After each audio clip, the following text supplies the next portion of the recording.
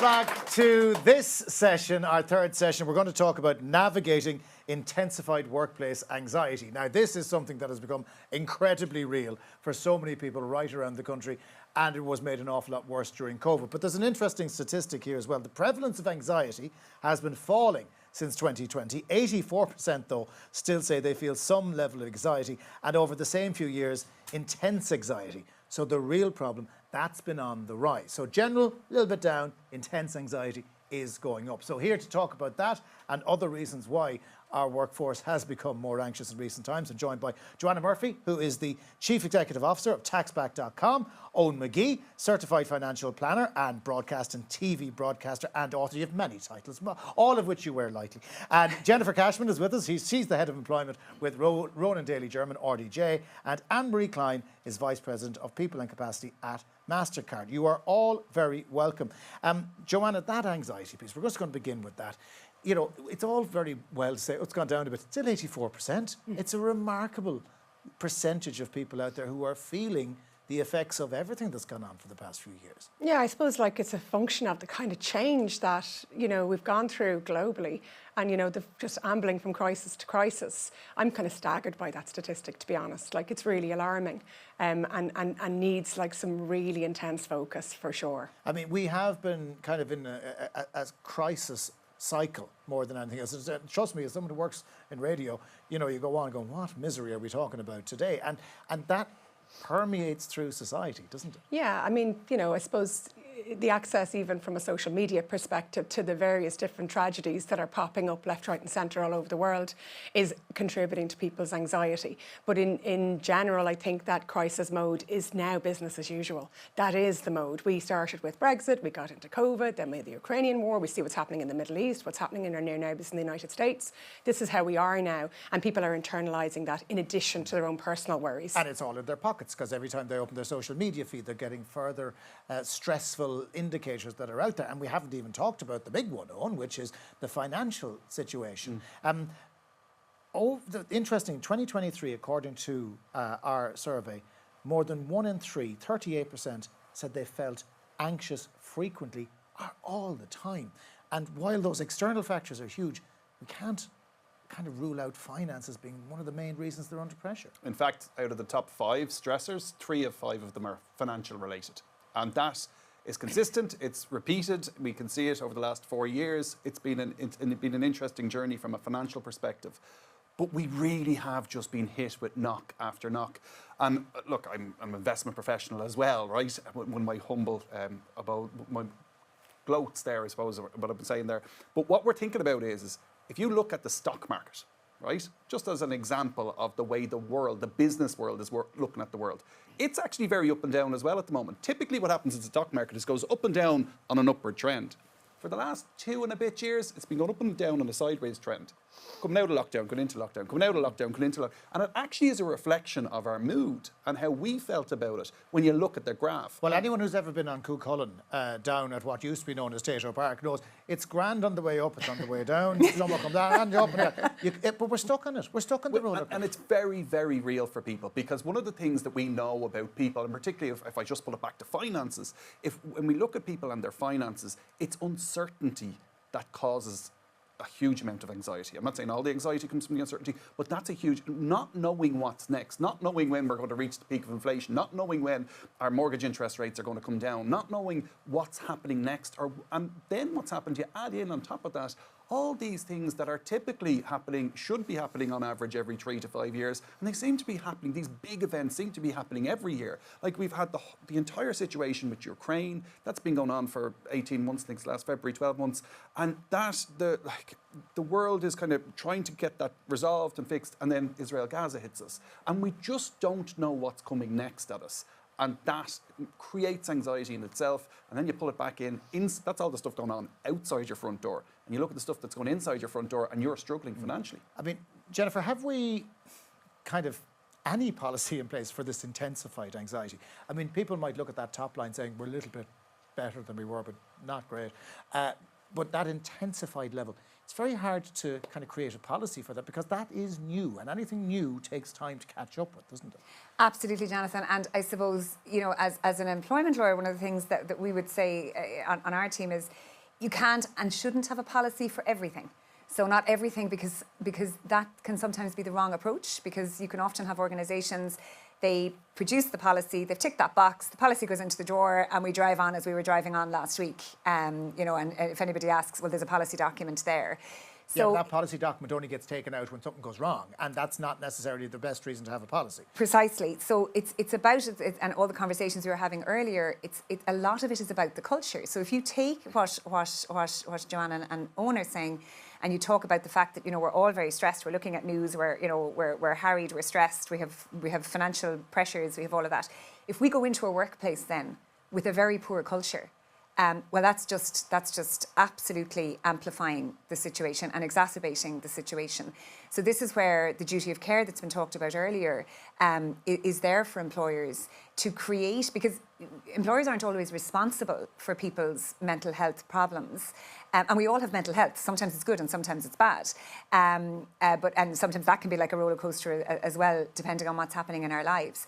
So it's not that an employer can prevent people from having mental health difficulties, but what they can do is they cannot exacerbate those mental health difficulties. Well, that's it. And if somebody is under pressure for external reasons, that then can bleed into how they're doing, and it's how the employer can respond to that becomes important. Because if they amplify that anxiety, if they're not attuned to it, if they make it worse, then there could be a serious problem for them. Completely, Jonathan. It's what John Gallagher was saying earlier about the preventative measures. So it's important for an employer to think about this. Think about how an employee feels from the minute they either walk in the door or log on, depending on whether they're working remotely or not. An employer has to think about that. They have a legal duty of care to think about that in terms of it's a health and safety issue, it's an employment equality issue, and it's also the right thing to do, of course. It's not just because it's a legal issue. But if we really want to get employers to do it, we have to remind them there is a legal obligation on them to do it, and not to find themselves, because, you know, a lot of employers will say, well, I can't be responsible for the fact that there's wars going on, and I can't be responsible for the fact that there's a cost of living crisis, and so what can I do to help people? Well, you can not exacerbate the situation, and you can create an environment and a workplace that allows people to walk in and feel that they're being supported. I'd love to be part of the 16% that feel no anxiety whatsoever. If I can find out what's keeping them happy, I'd be very happy. But when we look into the survey itself, there are bigger challenges. In 2023, more people struggled with loneliness, with sleeplessness, suicidal thoughts, substance abuse. We'll hear more from that in just a little while from Brian. And these are key problems that are affecting their mental health. The number of people reporting substance abuse as an effect of their poor mental health has doubled from 7 to 14%, and the trend is affecting men at twice the rate of women. Now, Anne-Marie, that's very worrying, isn't it? That men are finding themselves under so much pressure that they are turning to substances and they're turning to other things in their lives. And as much as we were talking in the last panel about making sure that women were supported for all the issues that naturally affect them, we can't ignore the fact that men are more prone to this as well, and policy is really important. Exactly, and it is shocking, those results. And I suppose in terms of the addiction side, I don't think we've really have the answers yet, and I don't think people are open to be able to talk about that yet from an employee perspective. So the results are pretty shocking on that. But I suppose from a Mastercard perspective, what we are seeing is that more men are coming forward and talking about their mental health than ever before, and particularly young people, I think, and we talked about it on one of the earlier panels as well, about the young people coming through, and that there seems to be more of an open-sea to talking about their own mental health as well. So, you know, I think we're talking about the different challenges, and I know some of the speakers were talking about the crisis, and we are experiencing that from our employees as well. It's having a real profound effect on employees, not just on their professional lives, but on their personal lives as well. So there is good in the survey as well, because the employees are finding increased support and less stigma around mental health from their employers. So that's the kind of conversation that you would have as an employer. What impact is that having? And you know, everyone likes to think their policies are doing the right thing, but when you feel that, when you hear that back, what does it mean for you and your team? Well, we actually have it in the facts. So in our employee engagement survey for 2023, what we asked employees, do they feel that they have the right mental health support, the wellbeing supports in the workforce? And 88% of our employees scored positively on that, and that's a 2% year-on-year increase in the survey results. So, and it's 9% higher than the benchmark. So we're absolutely delighted to hear those results. But we've had to put work in it, and we're on a journey when it comes to the supports. We won't say we have all the answers, but what we've done is we've outlined our strategy in relation to mental health supports across the organisation, and that's in 4 pillars. So we have physical, mental, financial, and the social wellbeing as well. So it comes under 4 pillars. So some of the initiatives that we've done, and I know Sinead talked about it earlier in relation to what leadership is doing around that. So for 2023, we've embedded wellbeing into our leadership programmes. So this is equipping leaders in the organisation, people managers in the organisation, to be able to support their employees, because from a HR perspective, it's never been more challenging for HR professionals to work in the environment with all the crises, not just workplace stresses, but we have the external factors as well. So we're delighted to be able to, that this is the first time that we're rolling this into our people management programme. But old school managers, I don't have time for that. Your man's at it again, is he? Are we weeding that out? Are we getting rid of that kind of approach? Because if somebody is turning to substance abuse, if somebody is coming in dreading the day, I mean, nobody wants that coming in. But years ago, is he gone yet? Are we getting rid of that? And I think years ago, managers would leave that to somebody else in terms of HR. They have all the answers and they are the experts. But times are changing now, and we're equipping our people managers with the resources to help them help their employees, because they're the first line of support. Now, we're not expecting them to have all the answers either. But it's important for our leaders to be equipped with those, and they're actually looking for it as well, because they can see more and more that it's not just about the workplace challenges, but it's also some of the other stressors that is having an effect on them as well. On behalf of all of the HR managers, you do still have all the answers. Don't go rogue if you think you do. Just consult your HR department in advance. It's very important to do that. I think, though, Jonathan, on that point, I think that it's just the realisation that, look, we work together, we spend a lot of time together, we need to look after each other. There's that kind of human element of it, but it's also the business element of it. Like, it's better for the business. If you're a manager and your team is feeling okay and doing okay, they're going to function much better. Your life is going to be a bit easier. So purely from a commercial, selfish point of view, if you can support your team in all areas that they look for support on and that they open up to you on, and you create an environment that they can open up to you, it's going to make your life easier, it's going to make the team more productive, and it's better for the business as well as the people. Joanna, and just before we move on to financial matters specifically, the working from home thing, the idea that not everybody sits in the office anymore, that created a lot of that anxiety as well, particularly amongst younger employees. I mean, how have you been combating that sense of team? That's so important to an organisation like TaxBack.com. Yeah. How are you maintaining that when you still have this mix of hybrid in-office people working in different locations? We were chatting about that actually earlier on, and it still remains a challenge, because somebody spoke earlier on, the Trinity professor spoke about that tacit transfer of knowledge, right? That you don't notice, but it happens organically in an organisation where mid to maybe senior leaders are able to impart their knowledge, and then, early entry are able to learn from that. But I suppose in TaxBack, not only do we have our own footprint, but we also work with a lot of corporates who similarly express these kind of problems. We're trying in, days, creative days in the office, for example, chosen days during the week where the teams will come together, and not for the purposes of performing their job, but more about that social contact. And I think what we were talking about, what Anne-Marie was, what the panel are discussing maybe, is that holistic approach. I mean, it is great to have policies in place. That is one thing, and a very important cornerstone of a determination to do something in a meaningful way. But beyond that, it's about the individual and actually human beings and caring about that human being. So is it, and again, if you could tell that worked in the broadcasting sector, slice of soggy pizza over lunch, or is it something more substantial? No, it absolutely needs to be more substantial than that. And maybe something that's sort of lost in translation is by demonstrating that you care about your employees across those 4 platforms that Anne-Marie spoke about. You're creating a bond and a closeness with the employees such that they're less likely to leave. They're happier in their environment. They do feel seen and heard, and they're more than just a number, and they're more than someone that's just performing a function. They matter around the topic of menopause and IVF and people that have, loved ones in elder care, the major stress milestones of their life. If you have an organisation that's responding to that, it's likely that the money topic isn't the only topic. Yeah. It becomes a topic, an important one, but not the only one in terms of how do I feel in the culture of the organisation that I've dedicated my life to in many circumstances. It's funny though, the money topic is the one that inevitably will be discussed most openly, because people will always say, I don't have enough money, or, this happened last week, I can't go out this weekend. But what I find interesting from the index, the financial concerns, including the rising cost of living, is the main driver. 63% of surveyed said yes, it's cost of living. But that decreased from 71% last year. I know inflation is going down a little bit, but it hasn't gone down that much.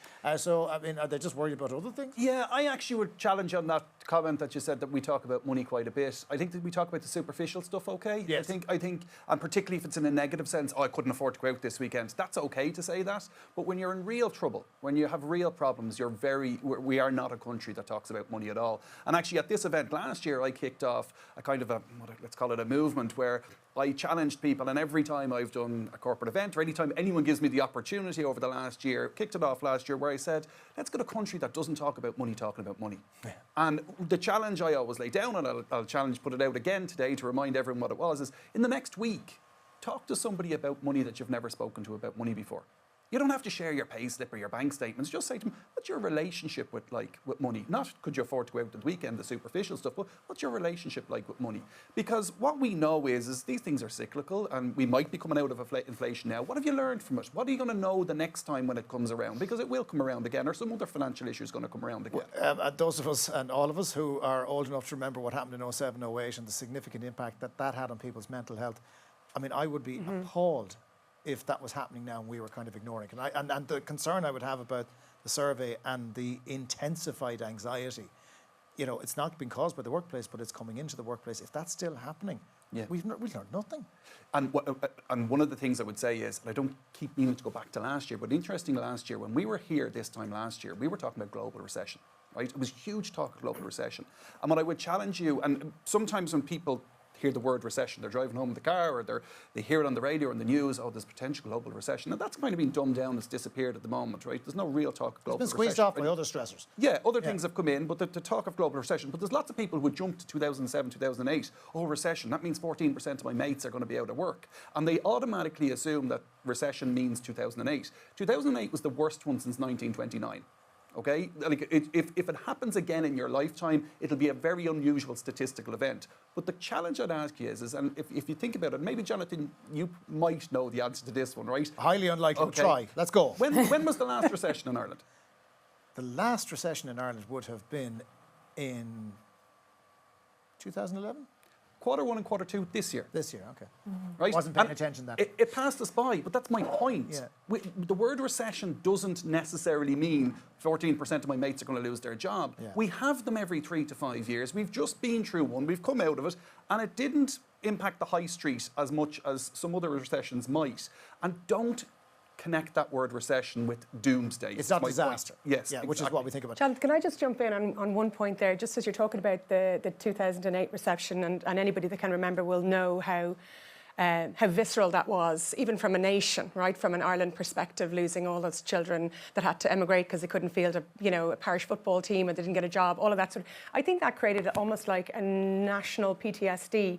And I bet, Eoin, you see it day to day, because in Taxback we certainly see it, that it is that eyes closed, almost financial paralysis. I don't want to talk about my fertility problems. I don't want to talk about the fact that that I have challenges with children that have their own difficulties. And I certainly don't want to talk about money, because I'm off now, because it's the weekend, because I'm too busy. Just leave it. I don't want to deal with it. And it's a pity, because if you're to lean into that, you organise it, and you know yourself, when you have that to-do list and you tick it and it's done, there's a relief in that. As we heard on the last panel, when you start talking about a problem, you realise there are others going through the same thing, and that benefit and that experience already exists. You just haven't tapped into it. But one of the things you've been doing is supporting people in taxback.com to promote financial well-being. Well, so as opposed to being behind the bushel on it, you're actually at the front. Look, one of the things we absolutely accept, and it was Leah that came out first on this topic of financial well-being. I think that they have led a charge on this. And what we've accepted in our organisation is that people don't want to do it. They don't want to. So a challenge for us is to make it really, really easy for them, right? To help them to understand, for example, that 2/3 of the people here today, they're likely €2,000 due back in tax. That's a fact. There is reliefs. 70% of people don't claim their tax back on their medical expenses. 70%. So there's very simple things that in terms of financial, no, you're not going to solve your financial worries, but you will be able to get a holiday out of it. You will be able to perhaps pay for your child's student accommodation. Like, there's pretty substantial returns.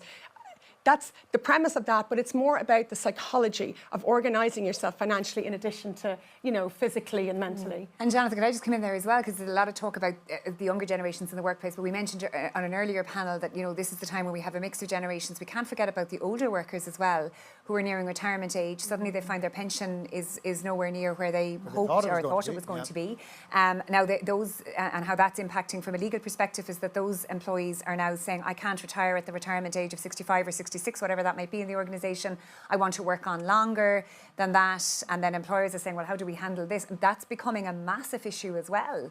There are other reasons why people want to work on longer. Of course, there are. They're healthier. They're, as a nation and as a society, we're healthier. But financial pressures are part of that as well. So when we're talking about financial pressures, it's not always the younger generation. I suppose, is it easy, Jennifer, to fall back in, and I'll ask the others as well, is it easy to fall into going, oh, well, we need to look after the most anxious group right now? And the young, automatically we assume the youngest generation is the most anxious, and that's not necessarily always the truth, is it? Absolutely not. And I always talk to employers about mentorship programs in the workplace, and they'll have older workers mentoring younger workers, and well, can you do a bit of reverse mentoring as well, because that's really important as well. You need to get all of the generations talking to each other, because that's becoming an issue in workplaces, and that's another stress factor, is that you do have this mix of generations with different views and different priorities. But if we get everybody talking to each other and accept that each of those generations have their own stresses, and that we need to address those as well. As was mentioned earlier, 5 generations in the workforce right now. That's kind of terrifying. Yeah. And it's even more terrifying is I'm in the older generations at this point and didn't even realise. Go on, Eoin, you wanted to come in. It's interesting when you talk about that reversal in terms of the generation up here kind of giving guidance down to the generation below. We would have a lot of clients who, in private practice, who are reaching retirement, and that's a big mental shift, right? And actually, when you realise, okay, so I'm in what we call your accumulation stage. Now I've created my pot, I've stopped working, and from here on in, I'm just decumulating. Yes, but mentally they're still about 20, and that's the problem. But actually, and I'm only thinking on the hop here, but one of the things that I find really interesting, in your 20s, you're discovering yourself, right? Approaching and going into retirement, you're discovering yourself as well, again, and trying to rediscover what it is that's important to me. One of the things, and I'd love if all HR departments adopted this, but one of the things we encourage, particularly high executive people who are working really high-powered roles, and they're in control, and they have meaning, and they have purpose, and they're approaching retirement, and it's all going to get whipped out from under them. And now all of a sudden, golf becomes their job, right? And they're, oh, what's my meaning? What's my purpose? One of the things we encourage all the time is take big pretend retirements, right? Don't go to your boss or go to your organisation and say, I need to take 6 weeks off this summer. Say, I need to take 6 weeks off in 18 months' time, and practice retirement for 6 weeks or 8 weeks. And it's interestingly, because what happens with it is a lot of organisations who are very well structured say, yeah, we'll support that. Because you know what, I might get to do it again at some stage, but also it tests the organisational chart and can be really good for the individual because they're practicing retirement. Well, someone else has to fill in for those 6 weeks, and therefore you're stress testing what happens next. That's a good idea. Yeah. Anne-Marie, there's a little bit of trial and error with this, isn't there? Because the anxiety, the cause of the anxiety will change. Okay, right now it's cost of living, that's going down, something else is going to fill that void. So therefore the challenge for a HR department is trying to stay ahead of it as best as they can, to try policies. If they don't work, try other policies. Perfection is the impossible standard here, I'm guessing. I'm glad you said that, because it is a challenge. And as in the last couple of years, when we had COVID, and we talk about the wars and the crises that we have, that's unprecedented for HR professionals. So the good thing about it, I suppose, I love the fact that we're on a journey. We never, we always say that we pivot and learn. So we take something, we react to it. And depending on the urgency, sometimes we have to go and we have to react to it straight away. And I think it's some of the crises that we had the Russia-Ukraine, where we had to displace employees. I take them out of Russia, take them out of Ukraine very, very quickly. So we had to pivot and learn very, very quickly in that. So sometimes you have to go and fly by the seat of your pants, and that's the reality of it. And then other times you can be planned, and you can be more meaningful about initiatives that you put in place as well. So never more challenging times, but it's also exciting as well, because you learn from it. And that's really important as well, that we learn and grow, and that, you know, we be there and look after our own well-being. That's important as well. You know, we kind of forget about that while you're helping and supporting others to be successful and to help them, we need to look after ourselves in that process as well. I'm going to finish just by talking about language, if I can, and the importance of using the right language. What drives me absolutely crazy is when I hear phrases like wokery, snowflakery, all these things that keep creeping into the media narrative that are completely and utterly insensitive and are designed almost to pit generation against generation. Language is so important, Joanna, when we are communicating, because you just don't know what's going through someone's mind. And if they feel as if somehow you don't understand them, you don't get them, their anxiety levels are going to change. So how important is language when you're communicating out? Oh, it's everything. I mean, and even if the person that you're speaking with doesn't have that particular challenge, you can be absolutely sure that within their network they will have that challenge. I mean, we have examples, you know, of colleagues of ours, you know, who are dealing with children, for example, who are changing gender, and, you know, the mum and dad are dealing with all of associated around that and the necessary, you know, the emotional roller coaster that is. But it's funny, on the topic of language, if you were to plot the journey of the professional or the human being from they start their career to where they end, you know, bearing in mind the retiring matter that Jennifer raised, like at every single juncture of those milestone events that happen in our lives, our careers, there tends to be a tax event associated with that, believe it or not. And so, like, when it comes to language, as I've said earlier on, one of the things that we really understand is we start from a premise that people don't want to get involved and they don't want to do it. And so to simplify the message, which is, you know, from our perspective, it's don't worry, we'll do it for you, right? So, and I guess from yours too, Eoin. But yeah, it's important that we're very, very kind and considerate in how we communicate with colleagues and with their wider families. One of the stresses that we see even in taxback at the moment is colleagues that have children that are dealing with issues, and the deferred anxiety to the parent when they're responsible, for example, for a teenager that has mental health challenges. That is so prevalent at the moment, unbelievably so. Eoin, one of the terrible phrases we have for if you don't have money is you're broke. And I'm always terrified at that phrase because that means you're broken. And that means that you can't do what you're supposed to do. We need to move away from that. If you're in financial difficulty, it's not about staying in the hole, it's about getting out of it and talking to people, isn't it? It's about talking to people, and people will often say to me, oh, I don't know, you're doing a radio interview or something, so who should people speak to? Their best mate. That's who you speak to first. When you have a financial issue, whatever it is, it's your best mate you go to first and you talk to them about it. And we do have to be really careful about the language that we use around it, because there is a stigma. And I do think we've got great with mental health, but I'm not sure we've broken the stigma around financial and talking financial. And like, it's funny when when I'm watching doing a TV show and you're out on the street and you're recording something, I love watching the cameraman and the director and the producer. And what they're trying to do is get the perfect picture. And I'd say, really, is it worth the effort? And they say, if it's wrong, it's not recognisable why it's wrong. It's just a little bit off. Yeah, it's not right. And that's the same with our little language, using the word want instead of need, or using the word broke, like you've pointed out. The little things, the subtle things, just feel wrong, and therefore people will move away from them. So you need to be more welcoming. Jennifer, sometimes policy is as useful as a chocolate teapot if it's written badly. So how do you make sure that the policy is worded the right way so that somebody who's reading it can see themselves? Well, it's like what Stephanie was talking about earlier. If it's coming from the right place culture-wise, then you'll get the policy right, because your culture will be to ensure that the language reflects the culture of the organisation, and it has to be bespoke. It has to be specific to your organisation.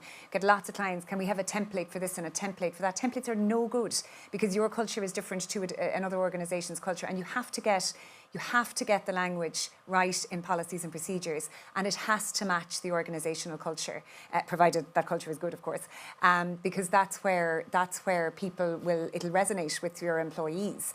And I mean, talking about the financial support for employees, a lot of employers will automatically think, well, that means I have to give them a pay rise. I mean, I can't afford to give them another pay rise. It doesn't. It means you give them access to the employee assistance programme from Leah, where they can get financial advice and they can get financial help.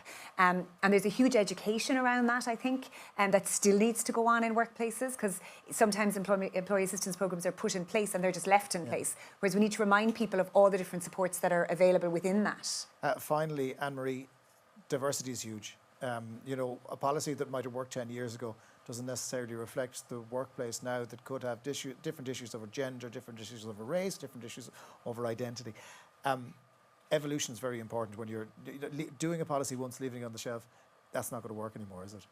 Absolutely not, and diversity is a good touch point there as well, because not only are we, you talk about the language as well. We don't. It's not just our workforce has changed. We have a global workforce now. If we look at the nationalities that are in Ireland as well, so we have to be very mindful of that in terms of the language and the policies.